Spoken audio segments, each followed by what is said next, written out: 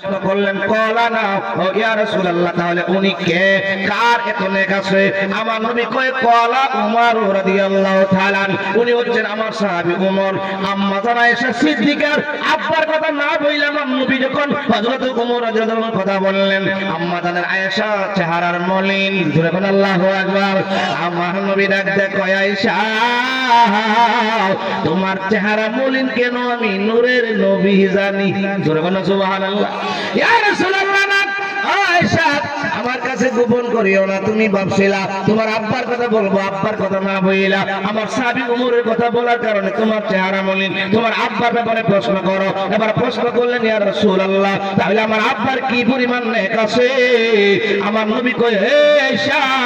तमाम দুনিয়ার সবার নেক যদি এক পাল্লায় দেওয়া হয় আবু বকর সিদ্দিকের নেক যদি এক পাল্লায় দেওয়া হয় সবার চাইতে আবু বকর রাদিয়াল্লাহু তাআলা আনহুর নেক বেশি হয়ে যাবে জোরে কোন আল্লাহু আকবার তাহলে বোঝা যায় কার কত নেকি আছে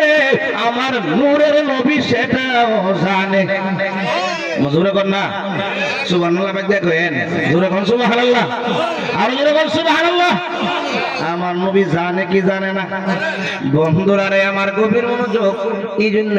একটু শেষ করে দিচ্ছি লম্বা করব না কারণ আলেম ওলামা আছে দরবারের মাহফিল বাজান আলোচনা বুঝলে এতটুকুই চলে ঠিক না বলেন আকীদার ক্ষেত্রে এর বেশি প্রয়োজন লাগে না আমার দয়ার নবী মায়ার নবীর কোনো তুলনা মিসাল উদাহরণ নাই কারণ সাহাবায়ে কেরাম বলতো ক্বালু ইন্না লাসনাকা হাইয়াতিকা ইয়া রাসূলুল্লাহ ওগো আল্লাহর রাসূল বলিব আমরা কেহই আপনার মতো না কারণ আমরা যখন পূর্ণিমার চাঁদে হাঁটি আমাদের শরীরে ছায়া পড়ে কি পড়ে না